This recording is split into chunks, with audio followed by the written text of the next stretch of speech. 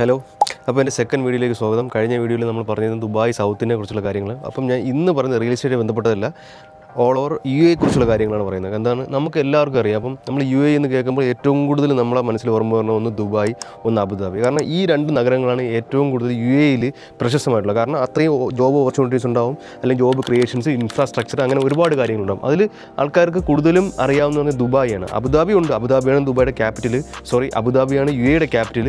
പക്ഷേ അതിൽ ദുബായെക്കുറിച്ച് ആൾക്കാർക്ക് ഏറ്റവും കൂടുതലും, കാരണം ഇവിടെ ഏറ്റവും കൂടുതൽ ആൾക്കാർ വരുന്നുണ്ട്, ജോലി ചെയ്യുന്നുണ്ട്, ടൂറിസം ഉണ്ട്, അങ്ങനെ ഒരുപാട് കാര്യങ്ങളുണ്ട്. അപ്പം ഇതിൽ നമ്മൾ ആൾക്കാർക്ക് ഏറ്റവും കൂടുതൽ യു എയെക്കുറിച്ച് പറയുമ്പോൾ ഈ ഒരു സമ്പന്ന രാജ്യമാണ്. അപ്പം അതിൽ തന്നെ ആൾക്കാർ വിചാരിക്കുന്ന പറഞ്ഞാൽ കൂടുതലും ടൂറിസം കൊണ്ടാണ് ഇവിടെ സമ്പന്നമായിട്ടുള്ളത്. ശരിക്കും യു എ എന്ന് പറഞ്ഞ രാജ്യം സമ്പന്നമായത് ഇവിടുത്തെ ഒരു വിഷണറി ലീഡർ ഉള്ളതുകൊണ്ടാണ്. ആ ലീഡറിന് ഒരു വിഷനുണ്ട്, ഈ രാജ്യം ഇത്ര വർഷത്തിൽ ഇന്ന കാര്യങ്ങൾ അച്ചീവ് ചെയ്യണം, അങ്ങനെ ഒരുപാട് വിഷണറി ആയിട്ടാണ് അവരിവിടെ വന്നിട്ടുള്ളത്. അപ്പം യു എയിലെ മെയിൻ കാര്യങ്ങളെന്ന് പറഞ്ഞു കഴിഞ്ഞാൽ അവിടുത്തെ ഒരു വരുമാനത്തിന് മെയിൻ കാര്യങ്ങൾ ശരിക്കും ഒരു ടൂറിസം മാത്രമല്ല, അതിന് ഒരുപാട് കാര്യങ്ങൾ അതിൽ ഡിപ്പെൻഡ് ചെയ്യുന്നുണ്ട്. അത് ഏതൊക്കെയാണ് ആദ്യം നിങ്ങൾക്ക് പറഞ്ഞുതരാം.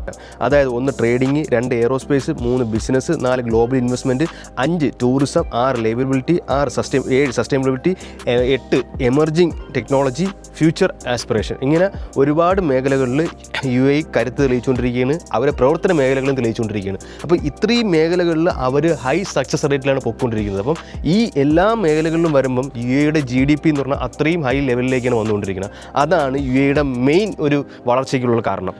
യുടെ കറണ്ട് പോപ്പുലേഷൻ എന്ന് പറയുന്നത് 11 to 12 മില്യണകത്താണ് കറണ്ട് പോപ്പുലേഷൻ വന്നുകൊണ്ടിരിക്കുന്നത്. അതിൽ തന്നെ ഏറ്റവും കൂടുതൽ പോപ്പുലേഷൻ ഉള്ള ഒരു സ്ഥലം എന്ന് പറഞ്ഞാൽ 1 അബുദാബി, 2 ദുബായ് തന്നെയാണ്. അപ്പം ഇതിൽ ഏറ്റവും കൂടുതൽ 200 നാഷണാലിറ്റീസാണ് യു എയിൽ മാത്രം ഉള്ളത്.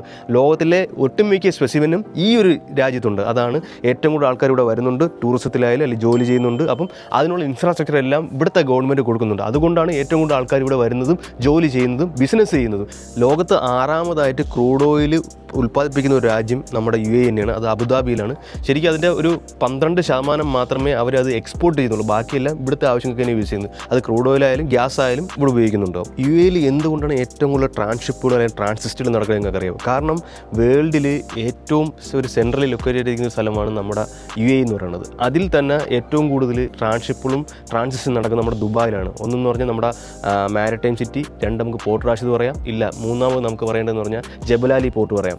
പിന്നെ നമുക്ക് എയർ ട്രാൻസിസ്റ്റ് പറയുകയാണെങ്കിൽ നമുക്ക് ദുബായ് ഇൻ്റർനാഷണൽ എയർപോർട്ട്. ഏറ്റവും കൂടുതൽ പാസഞ്ചേഴ്സ് ട്രാൻസിസ്റ്റ് നടത്തുന്ന ഒരു എയർപോർട്ടാണ്, വേൾഡിലെ ഏറ്റവും ബിസിയസ്റ്റ് എയർപോർട്ടാണ് നമ്മുടെ ദുബായ് എയർപോർട്ട്. ശരിക്കും ദുബായ് എയർപോർട്ട് 2030-2032 കൂടിയിട്ട് അത് ഷട്ട് ഡൗൺ ചെയ്തിട്ട് അൽ മക്തൂം എയർപോർട്ടിലേക്ക് പോകും. കാരണം എന്തെന്ന് പറഞ്ഞാൽ ഒരു 30 സെക്കൻഡ് കൂടുമ്പോൾ ഒരു ഡിപ്പാർച്ചർ, ഒരു അറൈവലാണ് ദുബായ് എയർപോർട്ടിൽ നടന്നുകൊണ്ടിരിക്കുന്നത്. കാരണം അത്രയും ട്രാൻസിസ്റ്റുകൾ ദുബായ് എയർപോർട്ടിൽ നടക്കുന്നുണ്ട്. അപ്പം അവർക്കത് ഇതായതുകൊണ്ട് അവർ ആ എയർപോർട്ടിന് ഷട്ട് ഡൗൺ ചെയ്തുകൊണ്ട് നമ്മുടെ DWC എയർപോർട്ടിന് ഓൾറെഡി ഒരു കൺസ്ട്രക്ഷൻ സ്റ്റാർട്ടായി കഴിഞ്ഞു. അപ്പം അത് 2030 കൂടിയിട്ട് അത് ഓപ്പൺ ആവും. അത് വേൾഡിലെ ഏറ്റവും വലിയ എയർപോർട്ടായിരിക്കും പോകുന്നത്. അപ്പം അതുകൊണ്ടാണ് സെൻട്രൽ ലൊക്കേറ്റായി നിൽക്കുന്ന നമ്മുടെ ഈ യു എ സെൻട്രൽ ലൊക്കേറ്റായി നിൽക്കുന്നത് കൊണ്ട് ഈ ട്രാൻസിസ്റ്റുകൾക്കും ഏറ്റവും കൂടുതൽ രാജ്യങ്ങൾ ആശ്രയിക്കുന്ന ഒരു രാജ്യം എന്ന് പറഞ്ഞാൽ നമ്മുടെ യു എ തന്നെയാണ്. 200 നാഷണാലിറ്റികൾ നമ്മുടെ യു എയിൽ ജോലി ചെയ്യുന്നുണ്ട്. അപ്പം അതിൽ തന്നെ 40% വൈറ്റ് കോളേഴ്സ് ജോലി ഉള്ളവരാണ്. അതായത് മിഡിൽ ഈസ്റ്റ് ആവട്ടെ, അല്ലെങ്കിൽ ഏഷ്യ ആവട്ടെ, അല്ലെങ്കിൽ ആഫ്രിക്ക ആവട്ടെ, അതിലേക്കുള്ള ബിസിനസ് സപ്പോർട്ടിനുള്ള കാര്യങ്ങൾ വരെ 40% വൈറ്റ് കോളേഴ്സ് ജോബ്സ് ഉള്ള ആൾക്കാരാണ് ഇവിടുന്ന് സപ്പോർട്ട് കൊടുക്കുന്നത്. അപ്പം അതുകൊണ്ട് യു എയിൽ 40% വൈറ്റ് കോളർ ജോബാണ് ഉള്ളത്. അതിനുശേഷം സാധാരണക്കാരിലേക്ക് വരുമ്പോഴും നമുക്ക് ഇവിടെ വന്നിട്ട് കരിയർ ഗ്രോത്ത് ചെയ്തുകൊണ്ട് നമുക്ക് കയറി പോകാൻ പറ്റുന്ന ഒരു രാജ്യം കൂടിയാണ് നമ്മുടെ യു എ എന്നുള്ളത്.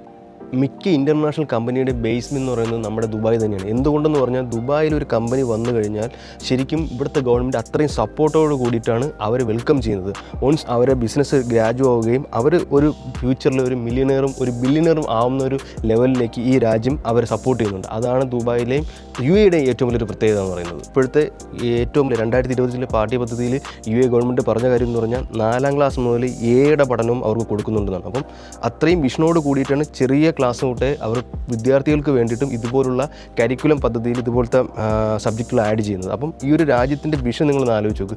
ഇനി വരുന്ന തലമുറയും ആ ഒരു ലെവലിലേക്ക് വളർന്നുകൊണ്ട് പുതിയ മേഖലകളിലേക്ക് എത്തിപ്പെടാൻ വേണ്ടിയിട്ടുള്ള എല്ലാ സൗകര്യങ്ങളും ഈ രാജ്യം ഇവിടുത്തെ ജനങ്ങൾക്ക് വേണ്ടിയിട്ട് ചെയ്തു കൊടുക്കുന്നുണ്ട്. ഏറ്റവും വലിയൊരു ബിസിനസ്സിലെ പ്രത്യേകത പറഞ്ഞു തരട്ടെ.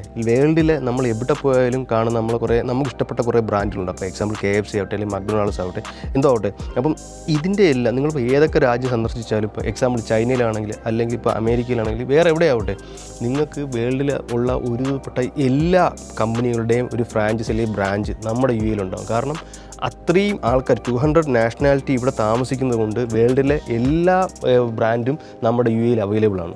യു എ ബേസ് കൊണ്ട് പ്രധാനമായിട്ട് ഓപ്പറേറ്റ് ചെയ്യുന്ന കുറച്ച് കമ്പനീസ് ഞാൻ പറഞ്ഞുതരാം. അതിലൊന്ന് Lulu, 2 ഡനൂബ്, 3 Gems education, 4 Ferrari world, 5 ഇത്തിസ്ലാത്ത്, 6 DP world, 7 Emirates, 8 മാജിൽ ഫുത്തയും, 9 ഇമാർ. ഇത്രയും മെയിൻ കമ്പനീസ് മാത്രം ദുബായിൽ ഞാൻ എടുത്തു പറയുന്നതെന്ന് പറഞ്ഞാൽ ഇത്രയും മെയിൻ കമ്പനീസിൻ്റെ ടേൺ ഓവർ എന്ന് പറഞ്ഞാൽ അത്രയ്ക്ക് വലുതാണ്. അവരാണ് ഈ ദുബായിൽ ഏറ്റവും വലിയ ബിസിനസ്സായിരുന്നു പറയുന്നത്. നമ്മുടെ യു എയുടെ ഹിസ്റ്ററി പറയുകയാണെങ്കിൽ 1958 അബുദാബിയിലെ ഒരു ക്രൂഡ് ഓയിൽ കണ്ടുപിടിച്ചു. അതിനുശേഷം ഷെയ്ഖ് രാഷ്ട്രങ്ങളെല്ലാം ചേർന്ന് അറബ് കൺട്രിയായിട്ട് 1970 ഏകീകരിച്ചു.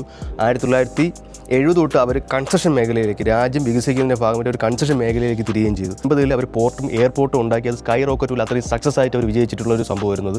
പിന്നെ 1990 അവർ ലക്ഷറി ടൂറിസ്റ്റ് ഡെസ്റ്റിനേഷനാക്കി മാറ്റി യു എ.